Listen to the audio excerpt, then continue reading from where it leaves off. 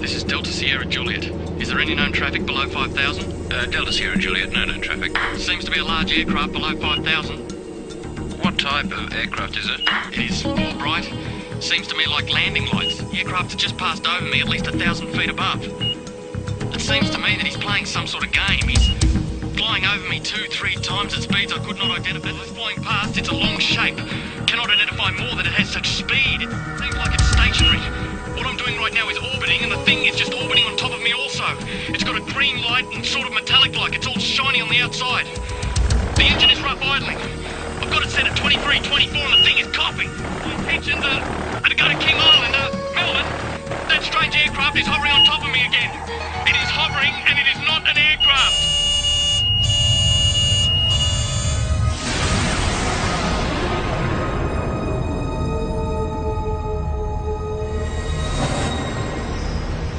What you've just heard was a recreation of the final words spoken by pilot Fred Valentich before his plane disappeared over Bass Strait.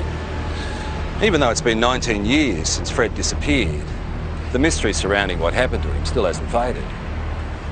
He just vanished without trace, and his family believed he was taken by an unidentified flying object.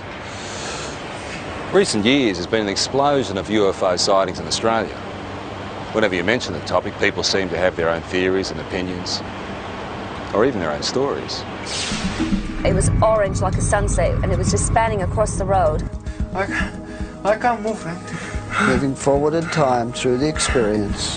Then this tall, dark being just appeared in front of the craft. And I mean, it looks like a traditional, every day of the week, comic book flying saucer.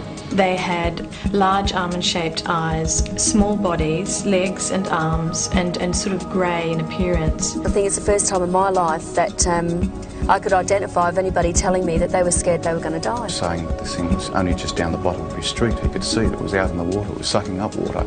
Yeah, I believe it's a UFO. There are between 400 and 500 reports a month of UFOs in this country. Now, obviously a lot of them can be explained, but about 10% prove to be true mysteries. Tonight you'll hear from people who've had these experiences. They're just normal Australians who can't explain what they saw.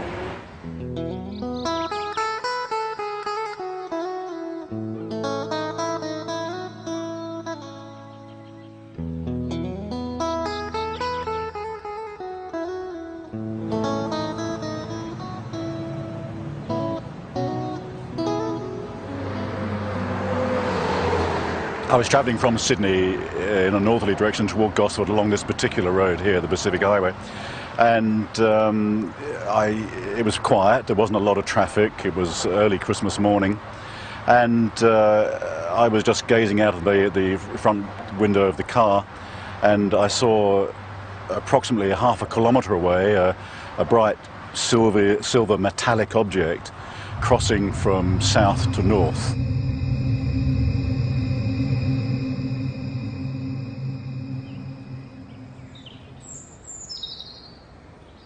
I stood here not believing my eyes, because where I sit I can see the open water, and I just couldn't believe that this thing could appear on the water. It was some kind of craft, but it was completely surrounded in lights underneath and all around, and it just looked like a carousel. It wasn't anything flat. Around holiday time, the local police know they'll be busy. But on this New Year's Eve, the calls weren't what they expected. All people that I spoke to had exactly the same thing to say. There was no variance whatsoever in the object that was sighted. It was a huge chrome, very shiny object in the shape of a ball. At the bottom of the ball was a number of huge white lights. This object looked like it was sucking up water.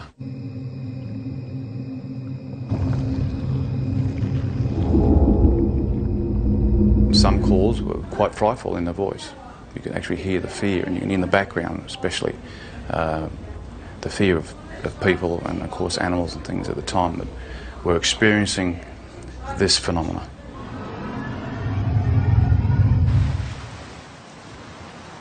We're looking out above this headland here, and we're watching a bright light move in a strange fashion that you'll never see, or we never saw anyway.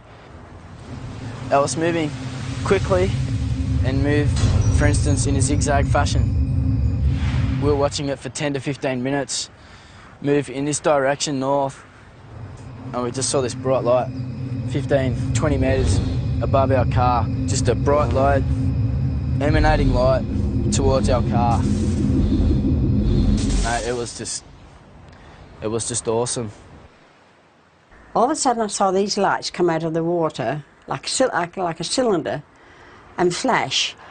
And the top of the water was all lit up. And as that light was up, I could hear the rushing of water, movement of water, and then the water being raised up, and then shortly after, down comes the water on top of the lake. I noticed this rather bright light that seemed to be on the right-hand side of the car, and it seemed to be following us for quite a while. And then all of a sudden it turned and went at a right angle right across the expressway in front of the car. It was large, round, and it seemed to have a stream of sparks flying out the back of it. I don't know what it was, but it was most peculiar. After the initial New Year's Eve reports to police, the local Sun Weekly newspaper got hold of the story.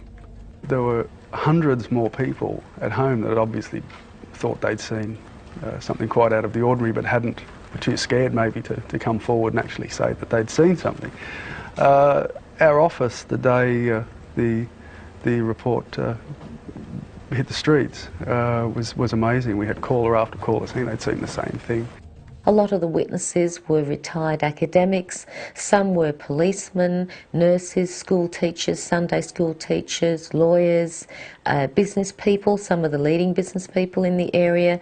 They were all people that had everything to lose and nothing to gain by even coming forward and making a report. All the people who actually saw it hovering over the water described these 4 or 5 shafts of bright white light coming down to the water and literally penetrating the water rather than reflecting off it. We also had descriptions of the water seething underneath it. Some people said it frothed, some people said it foamed, some people said it was steaming up. Overall, I'd imagine there'd be probably 3 dozen telephone calls on the night. Well, police, Sergeant. In particular, Sergeant Wenning remembers one very distressed caller. He told me he had been woken up from a deep sleep with thunderous noise and bright lights, dogs barking. His children had come into his bedroom screaming. He was saying that this thing was only just down the bottom of his street. He could see it was out in the water, it was sucking up water. The sound was like a million hummingbees. He didn't know what was going on. We investigated officially with the local aircraft, aerodromes, with the Air Force, with air traffic control, and again could come up with no explanation. While everyone can describe what they saw, no one seems to have the answer to exactly what it was or where it came from. There was moving in waves in the sky which could only be described as a UFO. When you see something like this, there's a sure knowledge that you're looking at something that is beyond your experience. I'm not young, and people might think, oh, you're a bit strange, seeing things and that, or had imagination. No, I've got imagination, but not like that. Not when I see something that I see. I know I saw it. At first I thought, well, maybe it's some type of meteorite, but it was too large, it was travelling too slow, and turned a right angle, which I know meteorites aren't inclined to do. I was just bewildered at how something could appear and disappear in the thin air practically. Well, I honestly don't know what they saw. We've gone right through all the realm of possible explanations, which leaves it as what a UFO truly is, a flying object which we cannot identify by conventional means. There's a saying that seeing is believing, and it certainly applies to UFOs. The most intriguing personal accounts come from people with no real interest or belief, until it happens to them.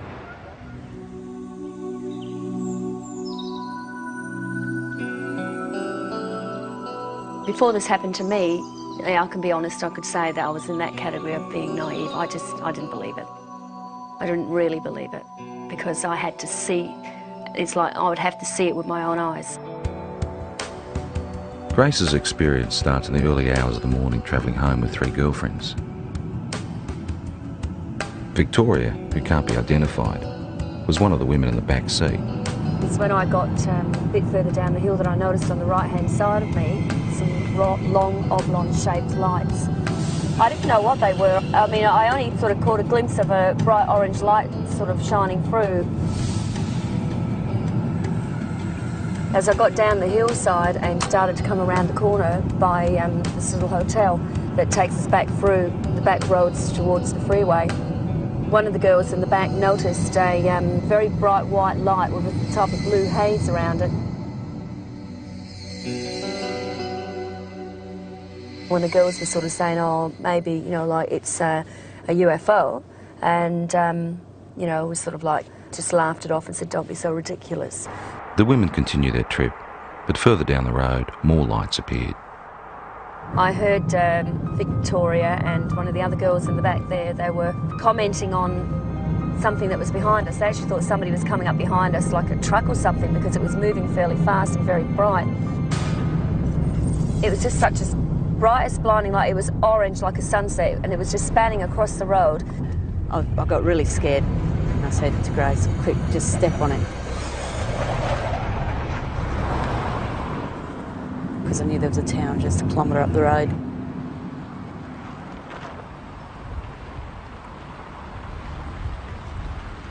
As we got closer into the middle of this car parking area and looked up, we could see this ship. Well, that's what you'd have to call it, because it was, you know, definitely not an aeroplane, and it was something from definitely not this world, that's for sure.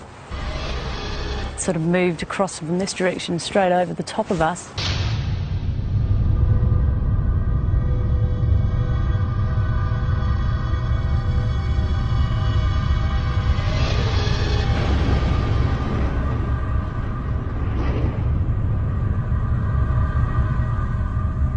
Sort of disappeared into a gully where we lost sight of it.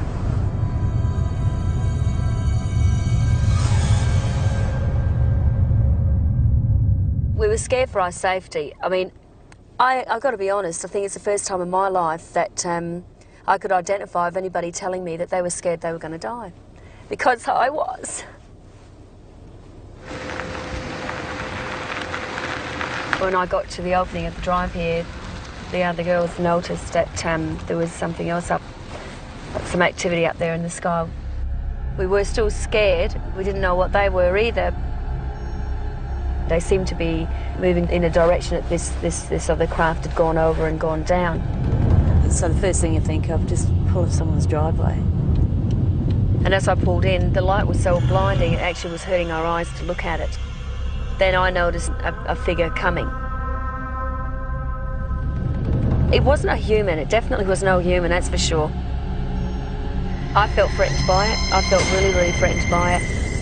That was the closest thing I've ever experienced, the thought of actually, you know, coming close to death, I suppose, which sounds pretty silly, but the fear I had was like that, like I wasn't going to see my family again. And the weird thing is that it's not the normal thing to talk about and for people to accept.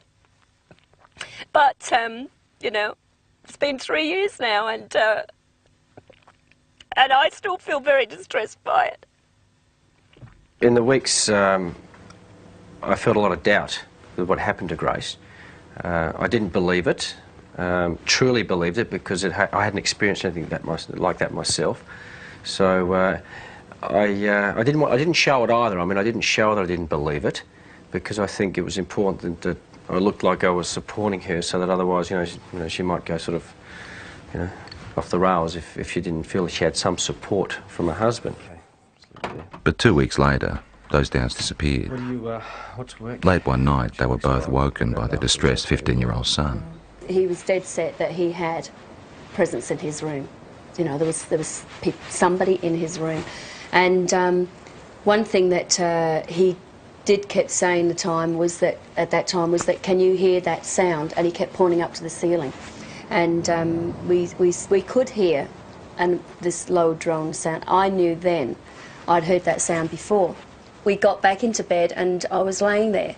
And I thought, do I lie here and just let this thing go through and just, you know, try and wipe it off as another bad experience, or do I actually get up and look, and if it is what I think it is, then maybe my husband will be able to see for the first time and he will believe. I just couldn't believe what I was seeing. When you see an object that's just sort of floating through the air, like at slow pace, and you think to yourself, oh my God, it struck me as, you know, being awesome. It's just something unbelievable.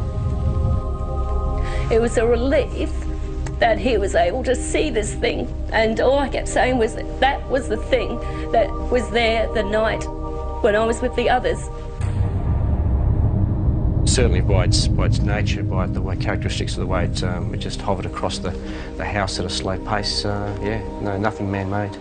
Not from this country, not from this earth, I should say. So you want me to... Even though Grace and her husband ended up experiencing the same craft, their ways of coping with it differ. You either accept it or you don't accept it, and I tend to say now, after I've seen it with my own eyes, I accept it, but I don't, you know, harp on about it and talk about it, and if it's just one of those things you try and leave as a part of your life that's happened, and let's get on with things, let's move on from here, you see. And that's how I sort of try and treat it, rather than try and find an explanation as to what it is. Yeah, I really don't have a theory yet. It's basically, it's more the fear. Again, I don't know why, because I'm still here and I am healthy, you know, I mean, but the fact is it's just a worry because you don't know. You just don't know. What do you reckon it is? Got no idea. Images of UFOs caught on video over the years tend to raise more questions than they answer. Ron, they are visitors. Yeah? Yes, yes. UFO. Working out whether there is something out there has intrigued researchers for years.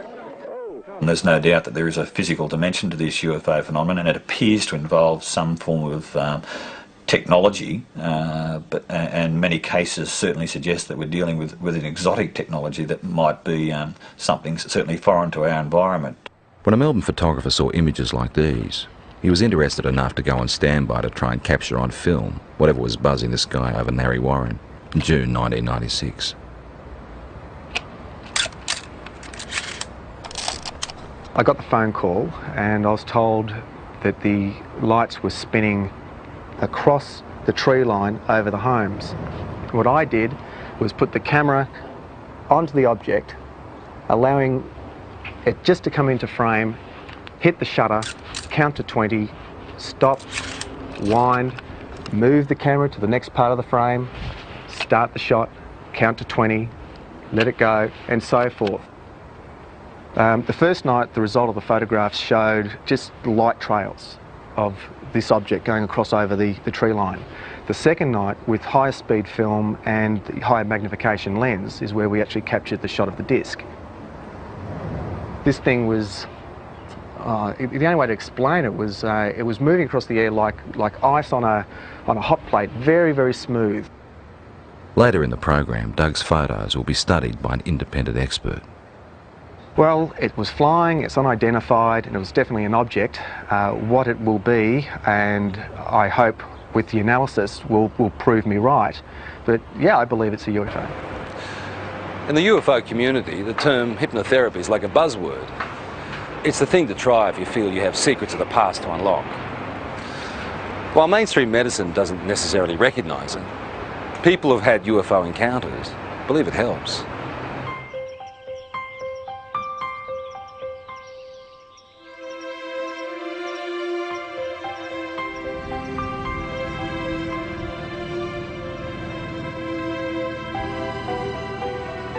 Victor Pufulescu believes he started having alien encounters as a teenager back in his native Romania.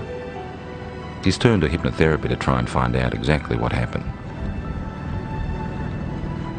It's like being a good soldier. You just obey orders. This is actually probably the best description of hypnosis process. Loosened limb, deeper sleep. Loosened limb, heavier and heavier. Not a worry, not a care. Deeper, deeper, and deeper. Hypnotherapy is a way of allowing us to get into the subconscious mind. The intellectual mind tends to want to control and criticise everything. It's the censor of stuff it doesn't even know about that was in there before we were 3 years old. So by sort of relaxing and sliding across the conscious mind, if you like, we can sort of delve into the unconscious, or to allow what's in the unconscious to find its way out. Oh, I can't move, Frank. Uh-huh.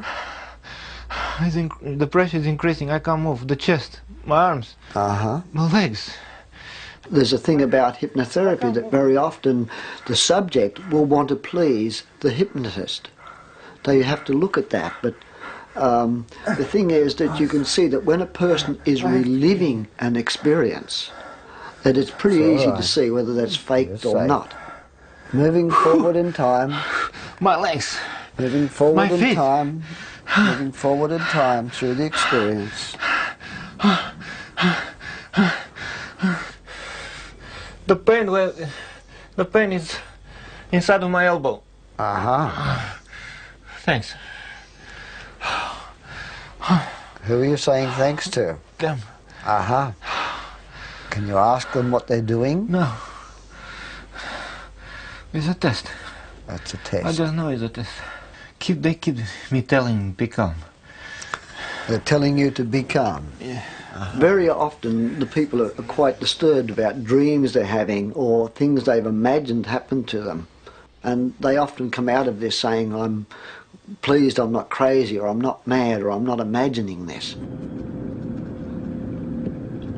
It does give you some answers, but also creates thousands more. And this is probably the trickiest part. I'm never happy with the answer which I'm getting, and I want more and more and more.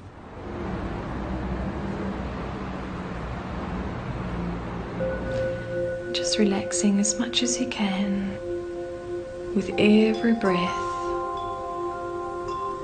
Just feeling a sense of calm. From 1992, there was a very strong correlation with awakening psychically and with my healing work to having these experiences. Elizabeth Robinson is a spiritual healer and therapist who says she's been having extraterrestrial experiences since childhood, but is only now starting to accept them.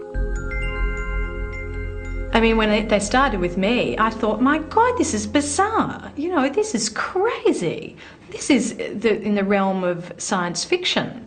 But I know now I've had to work through that and struggle with it, and I've denied it like hell for 5 years. And I can't deny it anymore. Elizabeth says she started seeing creatures like these around her home in Perth in 1992. There were 3 beings standing there. They had large shaped heads, bigger at the top to the chin at the bottom, large almond-shaped eyes, small bodies, legs and arms, and sort of grey in appearance. But they looked at me with a sense of intent and intelligence. Soon after, Elizabeth's daughter talked of being visited by a lady during the night. Elizabeth believes it was one of the same beings. And I looked down on the desk, and here was a drawing of this being, this same being that I had seen. And I said to Jessica, who did that? Because I knew that at 2.5, her drawings were scribble drawings. And she said, oh, that's the lady. I tried to rationalise it, but I knew that I wasn't imagining this stuff. You know, there was something in me that told me that there was more to these experiences. They're looking at me again. Elizabeth then turned to hypnotherapy to try and uncover what she couldn't understand. This session was recorded last year with visiting American UFO researcher John Carpenter. I don't want to give the baby up. What seems to have come up in hypnosis is that I've had children taken from me, babies taken from me that are growing up on crafts. And this is just absolutely bizarre, you know, talking about this. I mean, you talk about this, but, you know, at first you struggle with it. I mean, you can't fully comprehend this, but what I could comprehend was the emotion around it. I know what they're doing. They say it's time. They tell me with their mind. The emotions are so real, they're raw, you know, the grief is there, the terror is something like I've never felt before. They're just doing what they're doing. What are they doing? They're getting the equipment ready. Part of the reason why they're involved here on Earth is to help us awaken, but there seems to be some sort of reciprocal type of arrangement whereby, you know, they're coming to Earth and they're creating a new race of beings, or creating some sort of hybrid race of beings. I used to think, okay, I'm dreaming, until I used to be able to get up, go to the bathroom, make a cup of tea, come back, sit down, they'd still be waiting for me. And I think, oh. Elizabeth and colleague Mary Rodwell now run a support group in Perth for people who've had alien experiences. And this is what I mean, my business is emotional trauma. That's why I'm here. And I won't deal with fantasy. I can't deal with fantasy. So it's about emotional trauma. These people are stressed quite desperately with fear and anxiety about a lot of things that they only have a vague idea often about, but often is because they've remembered being taken. I went 3 months with barely any sleep. If you remember, I told you about 11 or 12 weeks, barely any sleep. Most of them just want to live an ordinary life. They don't want this to happen. So for them to have the chance to at least talk about it and release all the anxiety and fear around that as much as they can around talking about it, it seems that through that there is real healing. For me, I became very frightened that I would be labelled crazy or, you know, hallucinate, whatever it was, and that I couldn't have somebody to relate this experience to that would honour my experience. Have either Elizabeth has always kept journals about her experiences, which she is now using to write a book.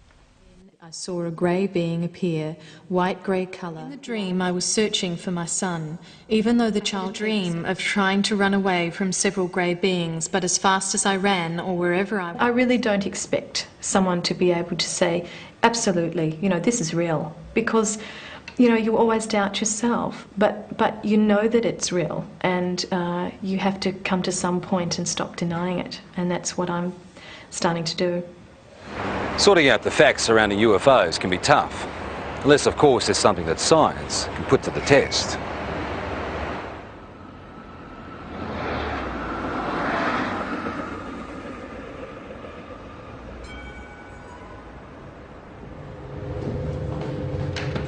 Earlier in the program we saw photographs taken by Doug Page.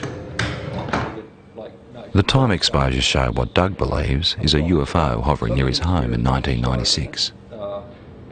Now, has this been observed by other people as well? Practically all of Narre Warren. Okay, so that was seen, but not as a streak, because this is a time exposure. So it was simply an object of some sort traveling. Correct. In somewhat of a line, but as you can see, it goes up and down here. This type of negative sleeve will take... The professor would like to examine the negatives that come before and after the pictures in question. Explain to me why... But Doug has used the ends of rolls of film and discarded the shots he felt didn't work. Now, when the films were actually ready for handling, I'd lay them out and I went through them, and I go with the scissors and I just go cut, cut, into the bin, cut, cut, put it there, and that's what I did. Okay. After examining the camera the shots were taken with and checking density readings on the negatives, the next step is to enhance the images on the computer. I don't rely on computers for analysis. They're a bit of a tool. They sometimes let us see things a little bit better, but to actually definitively say that a particular thing is something, I stay away from that. That's right. How did you focus the camera? Just on infinity. Okay, so if you focused on infinity, technically the tower should be sharper in focus than the tree. Should be, shouldn't it? Mm-hmm. But it's not. Interesting question, isn't it? It's a good one. The only trouble is there's no sort of guarantee, of course, in the darkness that it hasn't moved off set either, but I had that set for infinity. Okay. With some of the technical questions out of the way, it becomes an issue of individual perception. Very specific things here. I see a disc-shaped object. I see something with a rim. Okay, there is definitely a lip.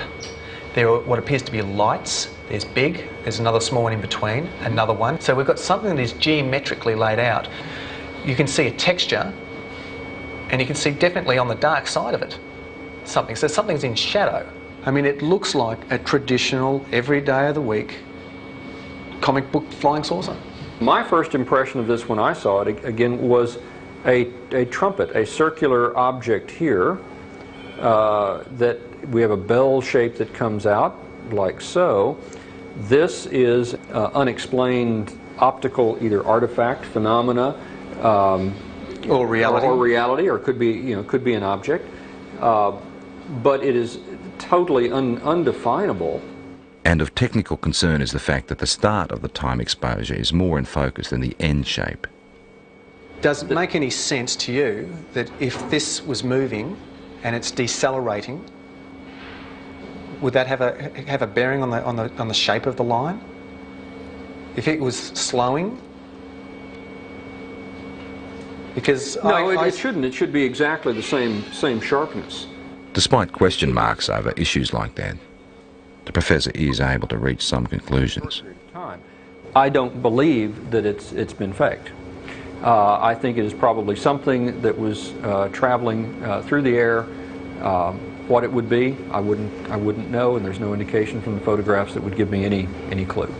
There are points there that I haven't considered, such as the object, could well be a phenomenon that that I've never heard of.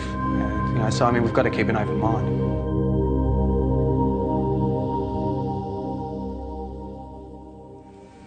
I don't know, maybe between 6 and 8, I would assume. Okay.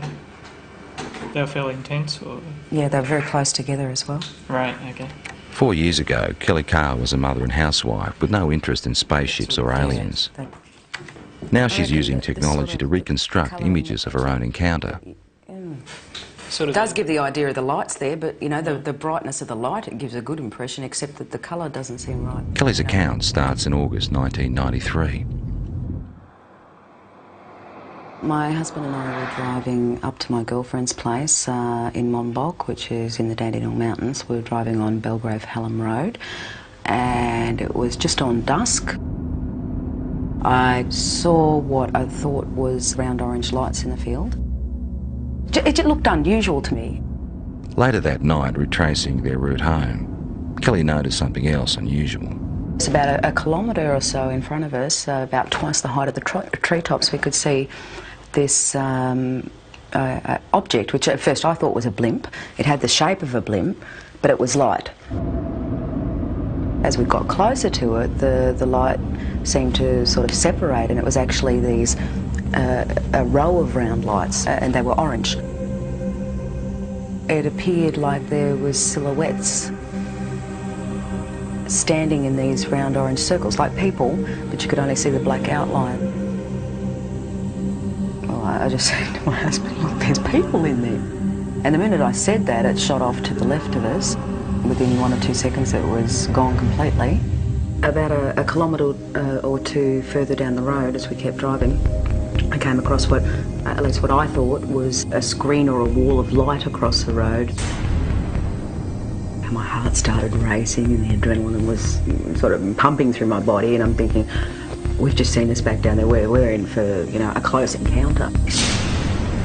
Then the next instant, nothing. We seem to have actually covered a fair distance that I don't even remember covering. It might have been possibly close to a kilometre that I don't remember actually travelling. There was no light. There was nothing blocking the road. Kelly says it wasn't until weeks later she remembered actually getting out of the car that night. And I saw that there was another car that had pulled up 100 metres down the road. Then I walked around the front of the car to where my husband was standing on the other side, and we started walking across the road together. As we were walking across the road, I looked down and I saw that the other people were getting out the car and starting to walk as well. So I was quite happy that there was other people there who were seeing the same thing that we were. And we walked up along here to where the fence is. Right out in front of us is this huge craft. I was totally awestruck, it was science fiction coming to life. There wasn't any fear then, it was just all total awe. We stood here, I guess side by side, my husband and I, for about 30 to 45 seconds. Then this tall, dark being just appeared in front of the craft, and he was followed by about another 7 or 8 that appeared straight behind him. I felt this energy go through me. It's like nothing I've ever experienced before in my life. It was like some sort of low-level frequency that came in waves, but it was so dense that I could actually physically feel it going through my body. And that feeling absolutely terrified me. It was like, I can't even explain the horror that I felt just feeling this. And I began screaming. The minute I did, the eyes on these things lit up and they came charging across the field. Halfway across, they split up into 2 groups. Some headed off down there and the rest came directly towards us. I felt this blow to my stomach, and the next thing you know, I'm back here somewhere on the grass. It literally lifted me off of my feet. And I thought I was going to die. I thought if I don't get up now, I'm going to pass out and I'm going to die. I'm not going to come back to consciousness, you know. So I pulled myself up into a sitting position, and when I sat up, I couldn't see anything, and it was like there was just black in front of my eyes. I want you to try stretching it down a little bit as well. Kelly is not the only one who saw these images that night. For the first time ever, independent witnesses have given the same account of a close encounter. Even though Kelly has never met Jane, Glenda and Bill from the other car she saw, she has seen the sketches they drew for UFO researchers. They've drawn the same circles of light around the top of the craft with these blue lines coming down, ending in a semi-circle on the ground. They've actually also drawn a tripod underneath, which was something I didn't see that night. It becomes very clear then that we were all looking at the same thing and that it wasn't your average saucer-shaped craft. And basically, the second party were able to draw sketches of the beings very similar to the ones that I had, and they're not your usual little grey things that are, you know, media propaganda. I found a small red-coloured equilateral triangle underneath my navel, which I guess in reality provoked only a minor curiosity at the time. It was oddly geometric, and I did wonder, you know, how something like that could get on me that looked like a burn without me feeling it. At UFO conferences, where Kelly is now a keynote speaker, she adds strength to her own story by showing photographs of physical marks left on one of the other women. We were all left with triangular marks under our navels, but the ones that were marks that were actually photographed, the first one came from Glenda, which is it's a series of 3 small red dots along the inner thigh, and both Jane and Glenda were marked with these dots. I wasn't. Glenda had a ligature mark around her ankle, which is quite severe bruising. It looked like she'd been strapped down to something. UFO researchers have also reported finding physical traces of the site where all witnesses said the encounter happened, particularly in relation to where the craft landed. Inside that semicircle was actually a triangular formation of 3 points spaced 6 metres apart, which correspond with the tripod that was drawn underneath the girl's craft. To this day, Kelly still doesn't know exactly what happened to her that night. Tried a little bit. Her most vivid memory is the fear that she felt. That's very good. It's finally come out to what I'm looking for. And I think a lot of people, you know, might have experienced the fear in a nightmare when you're being chased or something like that, and it's a terror that you feel that, you know, sometimes can wake you up or whatever, but it's absolutely horrifying when you're dreaming it. And that's exactly what I was feeling while I was totally awake. That sort of terror, actually having to feel it while you're conscious and physically awake and feel it as a reality, is like a living nightmare, like a nightmare had come to life.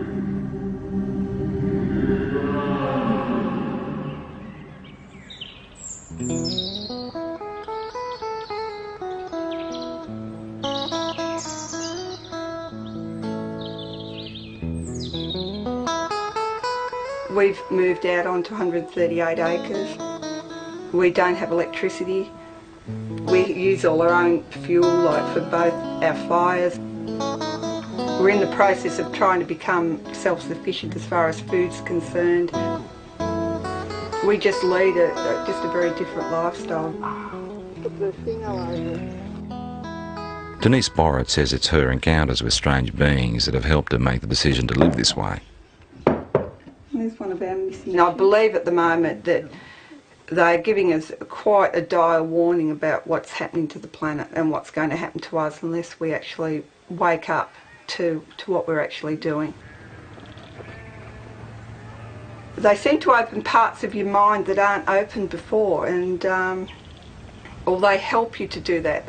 I don't know, but all I know is that I'm a very changed person since I've had my experience. Well, lifestyle changes you'd think shouldn't happen to people if these things aren't physically occurring.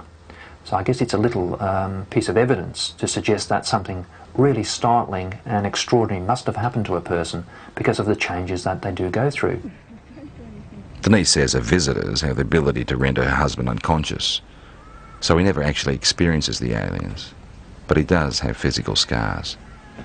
Well, I know I've got a lot of scars on my body, and I know basically where they all came from, but this one, in that particular place, I've got no idea. I just woke up one morning and I happened to comment to Denise, I've got this funny little mark on my arm, and she had a look and she had one in exactly the same place because she said she could remember it happening.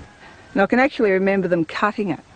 I can remember it was like a little spatula or whatever. But again, there was no pain or anything, and the next day mine had completely healed up, whereas Les's had actually scarred.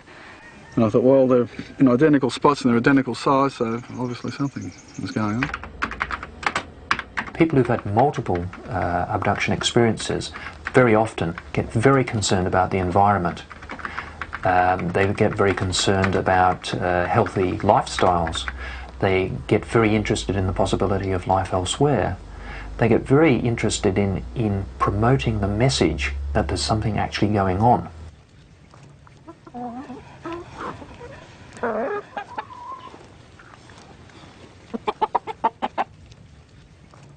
If things do go haywire on the planet, like I believe they will, that we at least will be able to feed ourselves and not have to rely on man-made energy to keep ourselves going.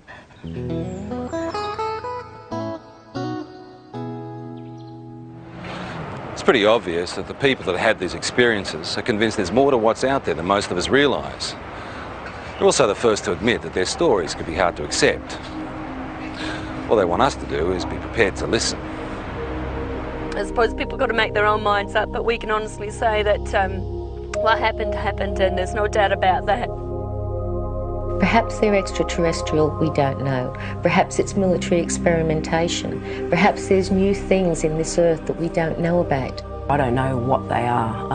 I know what happened to me, but I don't know anything about them. I'd have to say that the evidence seems to be fairly compelling, that we seem to have some sort of alien life form, just in what it is. You've got to keep an open mind. And since I've accepted it, I think I've really started to see it's not really bad. There's a lot of good in what they're actually doing. And it's like they're saying to us, you know, human beings can do so much more. We have these wonderful capacities to heal and to heal each other and to understand ourselves so much more. And we're not yet. Where they come from, I honestly don't know. I would hope that before I die, one day I find out.